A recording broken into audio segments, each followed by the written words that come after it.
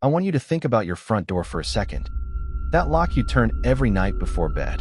That little metal barrier between you and everything outside. Most of us never think twice about it. We assume it means we are safe. But what if the threat was not outside your door, but already living behind one just down the hall? And what if people far more dangerous than any burglar already knew your address, your schedule, the name of your grandmother, and exactly how to use all of that against you? This is not a ghost story. This is not fiction. This is what happened to a man named Phil in Seattle in 2007. And by the time it was over, he had been forced to spy on his own roommate for organized criminals, helped a man disappear into the night, and sat in a hotel room wondering if he had just gotten someone killed. Stay with me, because this one gets dark. Phil grew up in Tacoma, Washington. He was not an academic. He dropped out at 17 and spent the next 6 years learning every inch of the bar industry. By 2006, he was basically running one of the best bars in South Tacoma. And then a restaurant owner from Seattle sat down at his counter one night and offered him something better.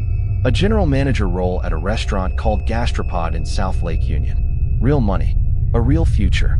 Phil said yes without blinking. He moved to Seattle, settled in, and found himself a beautiful apartment. Steep rent, but close to perfect in every other way. Nice neighborhood, quiet building, and a roommate named Adam who Phil barely ever saw. 3 full weeks passed before Phil even laid eyes on him. 3 knocks on his door, 0 answers. And then one night at 11:30, Phil ran into Adam in the lobby heading out. And what struck him immediately was not how quiet Adam was, or how pale, or how thin. It was his eyes. The second Adam saw Phil, pure fear flashed across his face. Not surprise. Fear. The kind you see in someone always watching for something they are terrified of finding. Phil introduced himself. Adam barely warmed up. Said he worked in tech, mostly from home. Phil invited him up for a beer and Adam said sure, maybe, in a tone that meant absolutely never. Phil shrugged it off. Quiet roommate. No drama. Golden ticket. He had no idea what was actually going on behind that door. It was a Tuesday night at the end of March when everything fell apart. Phil had just locked up Gastropod and was walking to find a cab, hands in his pockets, thinking about nothing. And then a black sedan with tinted windows rolled up slow beside him and stopped. The back window came down. A man Phil would later describe as a heavier, meaner version of comedian Bill Burr. Big, bald, Boston accent thick enough to cut through. The man smiled and said, "Hey buddy, how is it going?" Phil said fine. He was heading home. The man said, "Why not jump in?" And when Phil hesitated, the man said, "You are the manager of that Gastropod place, right?" Phil got in, and the second that door closed, the smile vanished completely. The man told him to shut up and listen. He knew where Phil lived. He knew where Phil worked. And he had one job for him. Get inside roommate Adam's apartment. Find a small drive with a specific code label on it. Do not take it. Just confirm it is there and say exactly where. Phil said he could not do that. The man said he could, and he would. And then he asked, almost casually, how Annie was doing. Annie was Phil's grandmother's name. Phil felt the room tilt. His hands started shaking. He could not speak.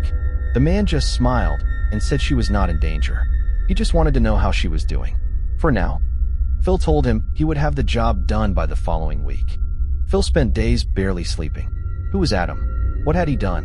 Why use Phil at all? The questions piled up with no answers. And then Phil did something unexpected. Instead of planning a break-in, he showed up at Adam's door with a 6-pack of beer and 2 boxes of sushi. Adam opened the door like a man expecting the police.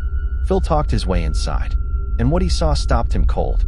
The apartment was spotless, almost unnaturally so. Minimal furniture, no television, 2 enormous bookcases packed with technical manuals from floor to ceiling, and mounted at careful angles around the room.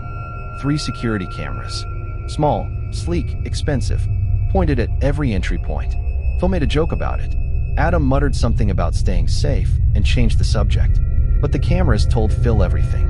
This was not a man living in ordinary fear. This was a man hiding from something specific. And so Phil stopped pretending. He looked Adam in the eyes and asked him directly if all the security was because he had taken something that did not belong to him. The warmth drained from Adam's face. He asked who Phil really was. Who sent him? And Phil said, nobody. Absolutely nobody. And then he told Adam everything. Adam got emotional. Phil did not have time for emotional. Focus. 12 hours. Adam needed to copy everything on the drive, then destroy all his equipment before leaving. He could be gone by 7 the next morning. And when he left, he would hide the original drive behind a picture frame in his workspace, right where Phil could tell the sedan man he had found it. By the time they came to collect it, Adam would be long gone with the only copy that mattered. Phil shook his hand, told him not to make him regret this. The next morning, Adam was gone. No note, no goodbye, just silence. Phil spent that night in a hotel with a fake alibi. And the following morning, he came home to find Adam's front door kicked in. Phil called the police, played the clueless neighbor. The cop gave him a judgmental look, but asked nothing further. Phil thought it was over. It was not over. A few nights later, the black sedan was back. And this time the man was not smiling. He said 4 words that turned Phil's stomach to ice. "I know what you did." He said the only reason Phil was still breathing was because he could not prove anything. He said a body had washed up on the beach that morning. A homeless man, with Adam's teeth. Phil could not hold his expression together. The man saw it and said, "You did not think about that part, did you, kid?" Then he told Phil to get out and reminded him not to slam the door. Phil checked every report he could find afterward. No body that year, not even close. It was a lie. A parting gift designed to live inside his head forever. It almost worked. Almost.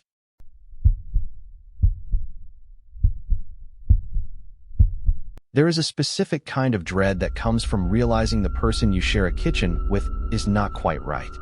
Not dangerous, necessarily. Not someone you can call the police on. Just someone who operates on a frequency slightly outside what the rest of us would call normal. And the longer you live with them, the more you realize that the distance between their normal and yours is not closing. It is growing. Ryan is a grad student in New York City. He needed a place badly. He signed a lease with a man named Kurt. And over the following weeks, Kurt revealed himself to be one of the most quietly disturbing people Ryan had ever encountered. This is that story. Kurt looked exactly like what he was. Long red hair, big beard, heavy metal posters. Ryan figured the worst case was loud music at midnight. He was very wrong. They bonded briefly over Sabbath, Zeppelin, AC/DC. Felt like a good sign. And then Kurt asked if Ryan wanted to hear something he had written. Ryan said sure. Kurt hit play. Bass guitar. Drum track underneath. Dark and atmospheric.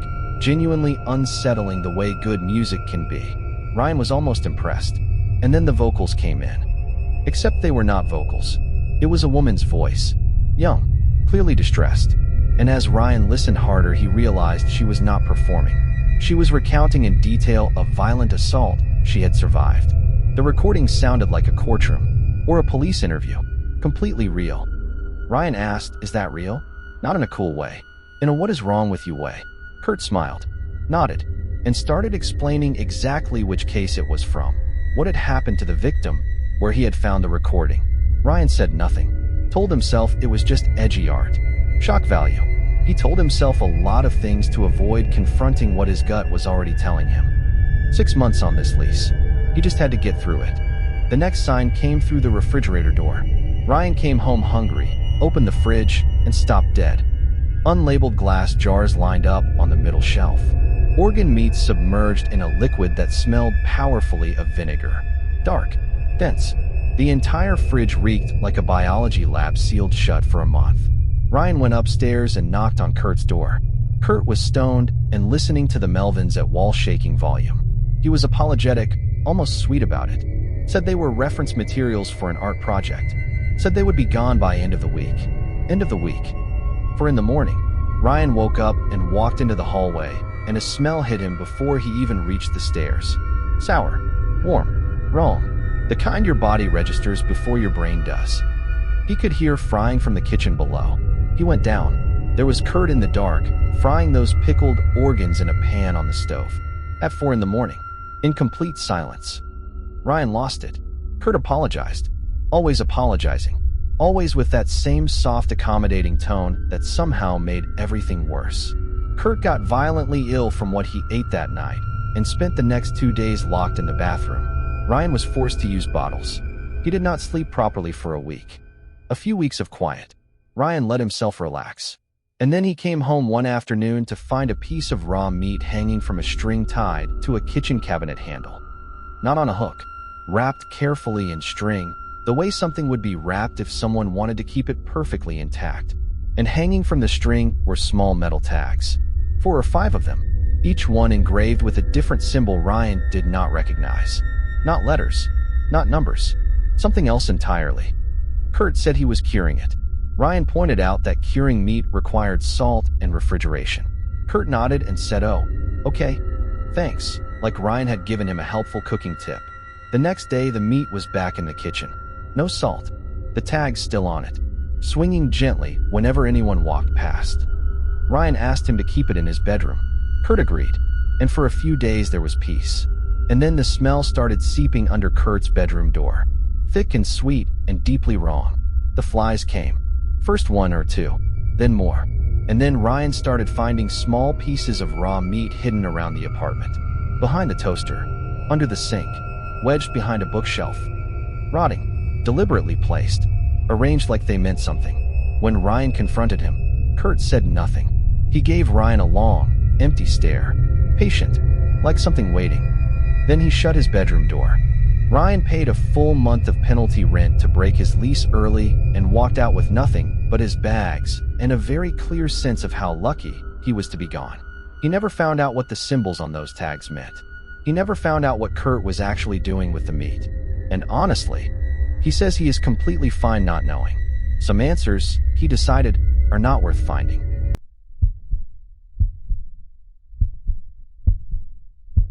Sleepwalking sounds almost harmless when you describe it out loud.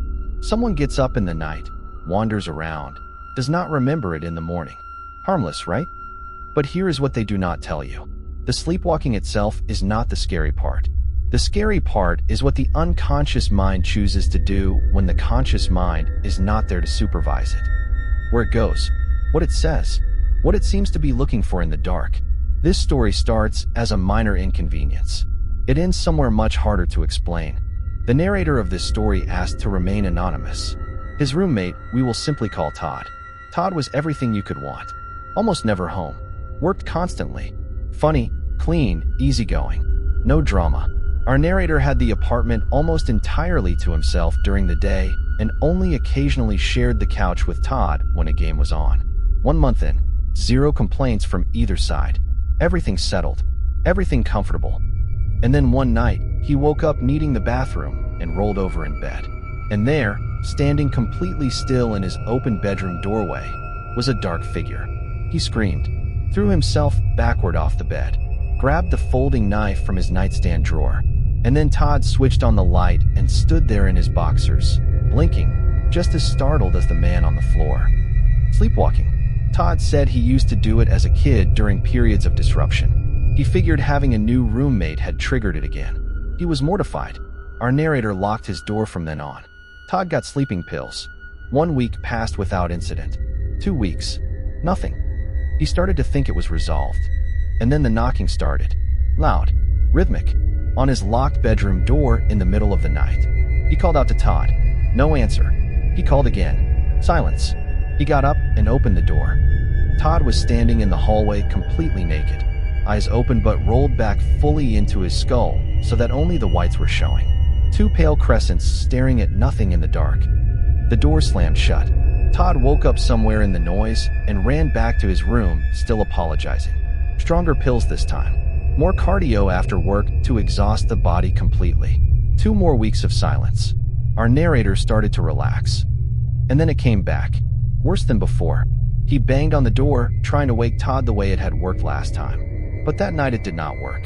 The knocking stopped, but Todd did not leave. He stayed right there on the other side of the door, and in the silence that followed, our narrator heard him start to whisper. He pressed his ear against the wood, and what he heard made every hair on his body stand straight up. Todd was praying, or something that had once been a prayer and had since come apart at the seams. Our Father, hallowed be thy name. Fragments cycling over and over, never completing, never arriving anywhere.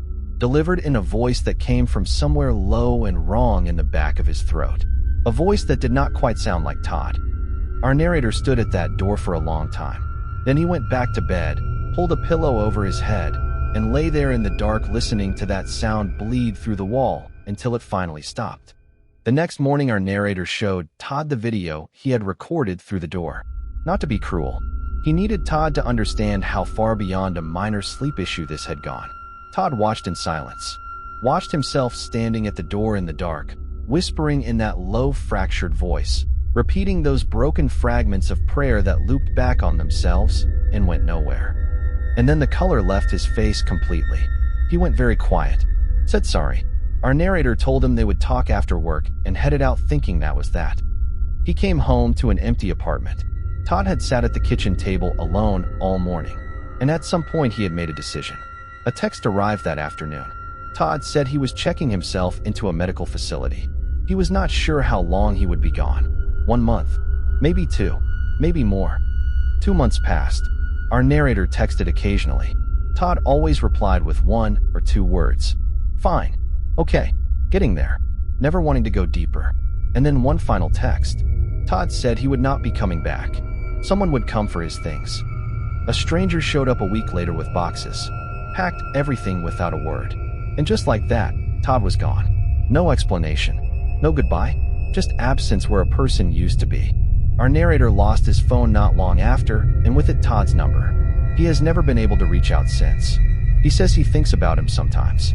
Wonders what the doctors found. Wonders what was happening inside Todd's mind on those nights. Wonders whether whatever it was ever got better. Todd, if you are out there and you are somehow hearing this, he wants you to know he holds no hard feelings. You were a good person dealing with something none of us had the language to describe. And he hopes more than anything that you found your way through it. That is all 3 stories for tonight. A man blackmailed by criminals into spying on his own roommate. A collector of rotting meat with symbols nobody could read. And a sleepwalker whispering broken prayers in the dark outside a locked door. If any of those got under your skin, subscribe and hit the bell. New stories every single week. And drop a comment below telling me which of these 3 roommates you would least want to share a home with. Because for me, that is honestly not an easy answer anymore.